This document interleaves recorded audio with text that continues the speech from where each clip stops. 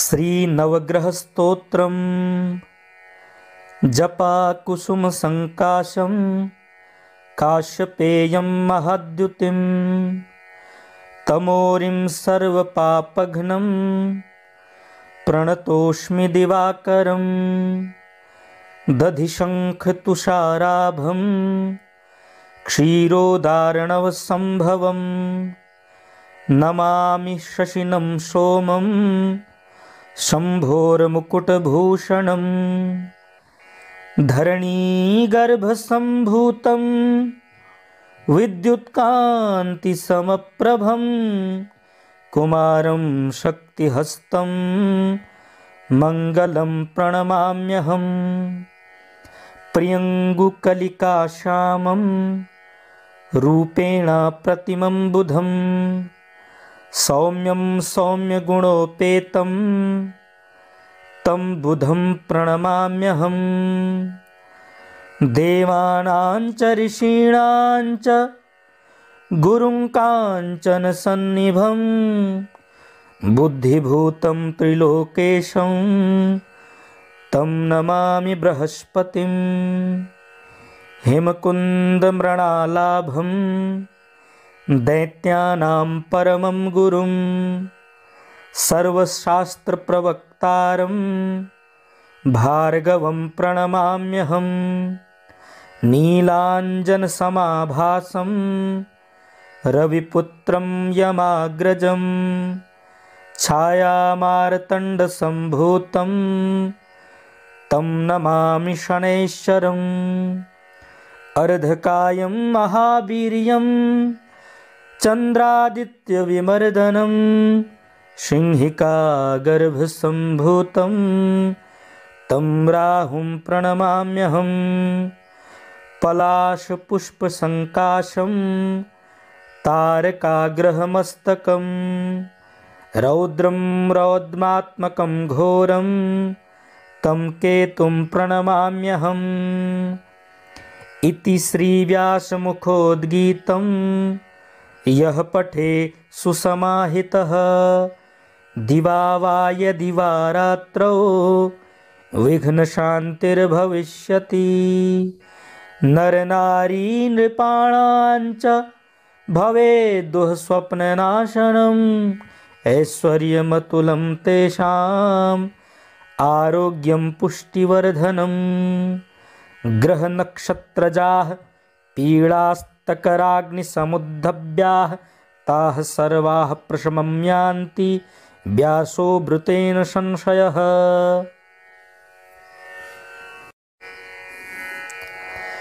श्री नवग्रह स्तोत्रम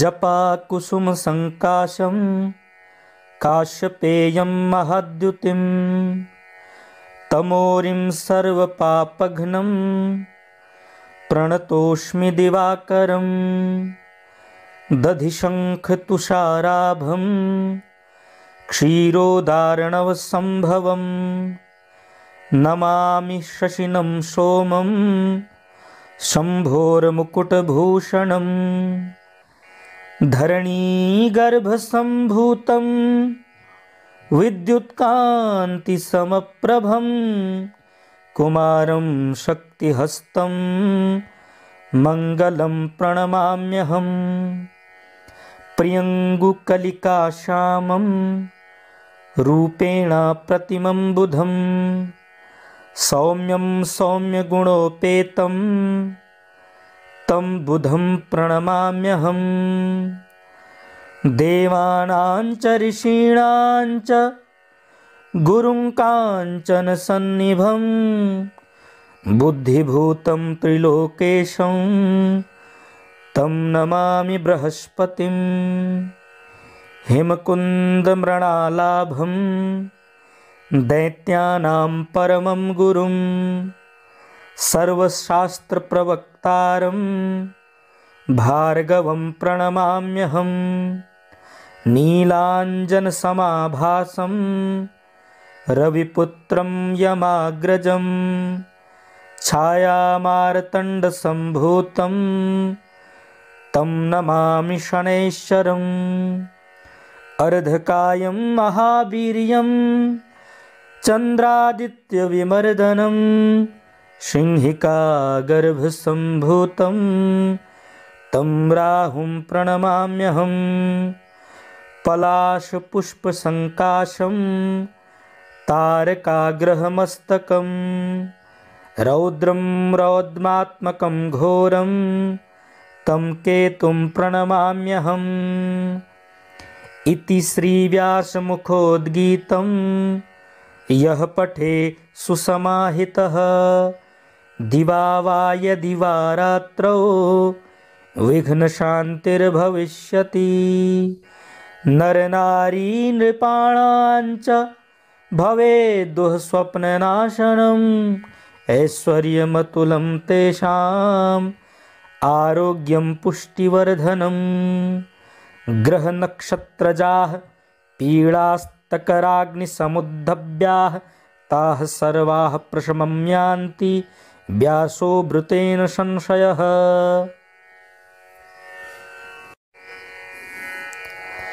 श्रीनवग्रहस्तोत्रम्। जपाकुसुमसङ्काशं काश्यपेयं महाद्युतिं तमोरिं सर्वपापघ्नं प्रणतोऽस्मि दिवाकरं। दधिशङ्खतुषाराभं क्षीरोदार्णवसम्भवं नमामि शशिनं सोमं शम्भोर्मुकुटभूषणं। धरणीगर्भसम्भूतं विद्युत्कान्तिसमप्रभं कुमारं शक्तिहस्तं मङ्गलं प्रणमाम्यहम्। प्रियङ्गुकलिकाश्यामं रूपेण प्रतिमं बुधं सौम्यं सौम्यगुणोपेतं तं बुधं प्रणमाम्यहम्। देवानां च ऋषीणां च गुरुं काञ्चनसन्निभं बुद्धिभूतं त्रिलोकेशं तं नमामि बृहस्पतिं। हिमकुन्दमृणालाभं दैत्यानां परमं गुरुं सर्वशास्त्रप्रवक्तारं भार्गवं प्रणमाम्यहम्। नीलाञ्जनसमाभासं रविपुत्रं यमाग्रजं छायामार्तण्डसम्भूतं तं नमामि शनैश्चरम्। अर्धकायं महावीर्यं चन्द्रादित्यविमर्दनं सिंहिकागर्भसम्भूतं तं राहुं प्रणमाम्यहम्। पलाशपुष्पसङ्काशं तारकाग्रहमस्तकं रौद्रं रौद्मात्मकं घोरं तं केतुं प्रणमाम्यहम्। इति श्रीव्यासमुखोद्गीतं यः पठे सुसमाहितः दिवा वा यदि वा रात्रौ विघ्नशान्तिर्भविष्यति। नरनारी नृपाणां च भवेद्दुःस्वप्ननाशनम् ऐश्वर्यमतुलं तेषाम् आरोग्यं पुष्टिवर्धनम्।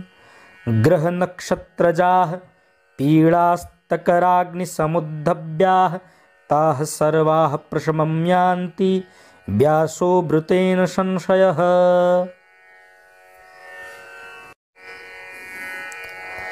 श्रीनवग्रहस्तोत्रम्। जपाकुसुमसङ्काशं काश्यपेयं महाद्युतिं तमोरिं सर्वपापघ्नं प्रणतोऽस्मि दिवाकरं। दधिशङ्खतुषाराभं क्षीरोदार्णवसम्भवं नमामि शशिनं सोमं शम्भोर्मुकुटभूषणं। धरणीगर्भसम्भूतं विद्युत्कान्तिसमप्रभं कुमारं शक्तिहस्तं मङ्गलं प्रणमाम्यहम्। प्रियङ्गुकलिकाश्यामं रूपेण प्रतिमं बुधं सौम्यं सौम्यगुणोपेतं तं बुधं प्रणमाम्यहम्। देवानां च ऋषीणां च गुरुं काञ्चनसन्निभं बुद्धिभूतं त्रिलोकेशं तं नमामि बृहस्पतिं। हेमकुन्दमृणालाभं दैत्यानां परमं गुरुं सर्वशास्त्रप्रवक्तारं भार्गवं प्रणमाम्यहम्। नीलाञ्जनसमाभासं रविपुत्रं यमाग्रजं छायामार्तण्डसम्भूतं तं नमामि शनैश्चरम्। अर्धकायं महावीर्यं चन्द्रादित्यविमर्दनं सिंहिकागर्भसम्भूतं तं राहुं प्रणमाम्यहम्। पलाशपुष्पसङ्काशं तारकाग्रहमस्तकं रौद्रं रौद्मात्मकं घोरं तं केतुं प्रणमाम्यहम्। इति श्रीव्यासमुखोद्गीतं यः पठे सुसमाहितः दिवा वा यदि वा रात्रौ विघ्नशान्तिर्भविष्यति। नरनारी नृपाणां च भवेद्दुःस्वप्ननाशनम् ऐश्वर्यमतुलं तेषाम् आरोग्यं पुष्टिवर्धनम्। ग्रहनक्षत्रजाः पीडास्तकराग्निसमुद्भव्याः ताः सर्वाः प्रशमं यान्ति व्यासो भृतेन संशयः।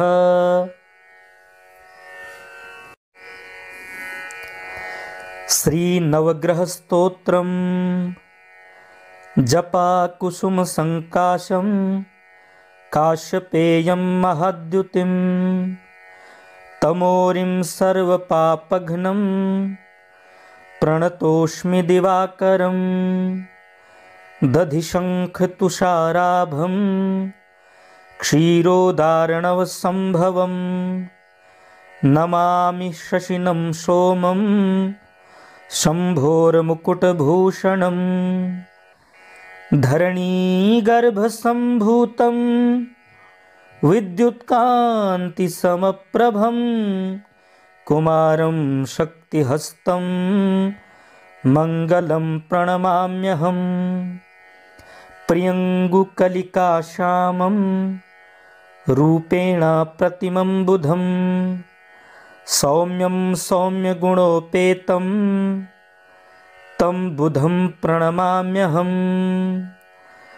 देवानां च ऋषीणां च गुरुं काञ्चनसन्निभं बुद्धिभूतं त्रिलोकेशं तं नमामि बृहस्पतिं। हेमकुन्दमृणालाभं दैत्यानां परमं गुरुं सर्वशास्त्रप्रवक्तारं भार्गवं प्रणमाम्यहम्। नीलाञ्जनसमाभासं रविपुत्रं यमाग्रजं छायामार्तण्डसम्भूतं तं नमामि शनैश्चरम्। अर्धकायं महावीर्यं चन्द्रादित्यविमर्दनं सिंहिकागर्भसम्भूतं तं राहुं प्रणमाम्यहम्। पलाशपुष्पसङ्काशं तारकाग्रहमस्तकं रौद्रं रौद्मात्मकं घोरं तं केतुं प्रणमाम्यहम्। इति श्रीव्यासमुखोद्गीतं यः पठे सुसमाहितः दिवा वा यदि वा रात्रौ विघ्नशान्तिर्भविष्यति। नरनारी नृपाणाञ्च भवेद्दुःस्वप्ननाशनम् ऐश्वर्यमतुलं तेषाम् आरोग्यं पुष्टिवर्धनम्। ग्रहनक्षत्रजाः पीडास्तकराग्निसमुद्भव्याः ताः सर्वाः प्रशमं यान्ति व्यासो भृतेन संशयः।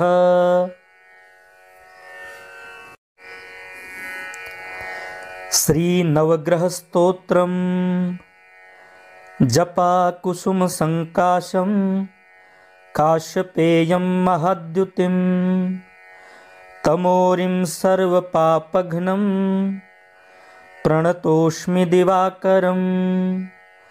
दधिशङ्खतुषाराभं क्षीरोदार्णवसम्भवं नमामि शशिनं सोमं शम्भोर्मुकुटभूषणम्।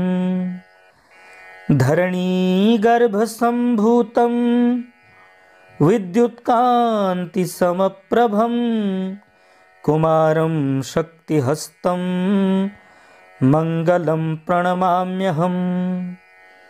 प्रियङ्गुकलिकाश्यामं रूपेण प्रतिमं बुधं सौम्यं सौम्यगुणोपेतं तं बुधं प्रणमाम्यहम्। देवानां च ऋषीणां च गुरुं काञ्चनसन्निभं बुद्धिभूतं त्रिलोकेशं तं नमामि बृहस्पतिं।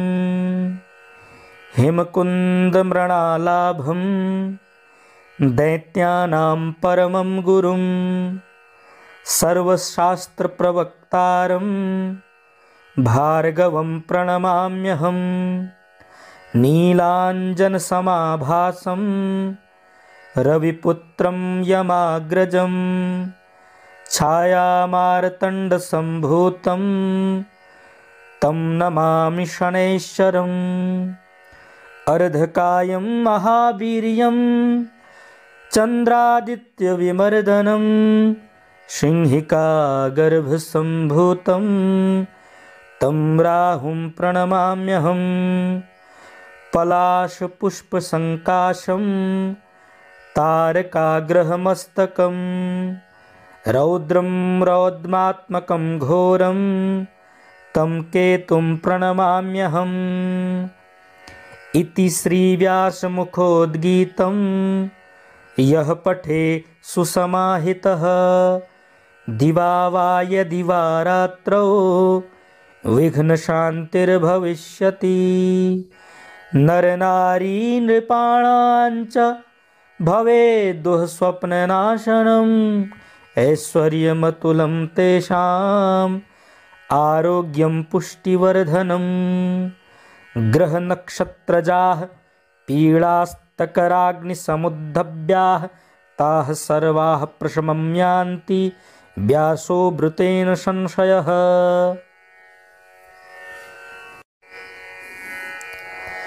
श्रीनवग्रहस्तोत्रम्। जपाकुसुमसङ्काशं काश्यपेयं महाद्युतिं तमोरिं सर्वपापघ्नं प्रणतोऽस्मि दिवाकरं। दधिशङ्खतुषाराभं क्षीरोदार्णवसम्भवं नमामि शशिनं सोमं शम्भोर्मुकुटभूषणम्। धरणीगर्भसम्भूतं विद्युत्कान्तिसमप्रभं कुमारं शक्तिहस्तं मङ्गलं प्रणमाम्यहम्। प्रियङ्गुकलिकाश्यामं रूपेण प्रतिमं बुधं सौम्यं सौम्यगुणोपेतं तं बुधं प्रणमाम्यहम्। देवानां च ऋषीणां च गुरुं काञ्चनसन्निभं बुद्धिभूतं त्रिलोकेशं तं नमामि बृहस्पतिं।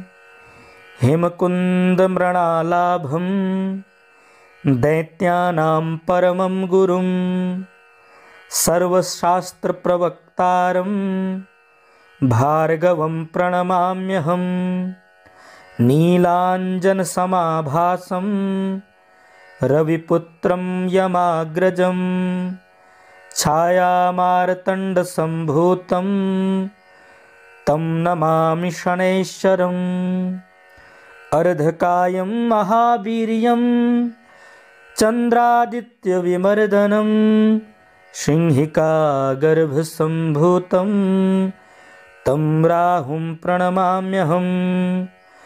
पलाशपुष्पसङ्काशं तारकाग्रहमस्तकं रौद्रं रौद्रात्मकं घोरं तं केतुं प्रणमाम्यहम्।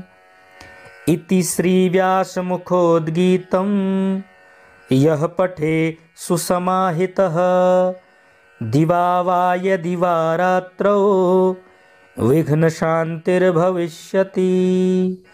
नरनारी नृपाणां च भवेद्दुःस्वप्ननाशनम् ऐश्वर्यमतुलं तेषाम् आरोग्यं पुष्टिवर्धनम्।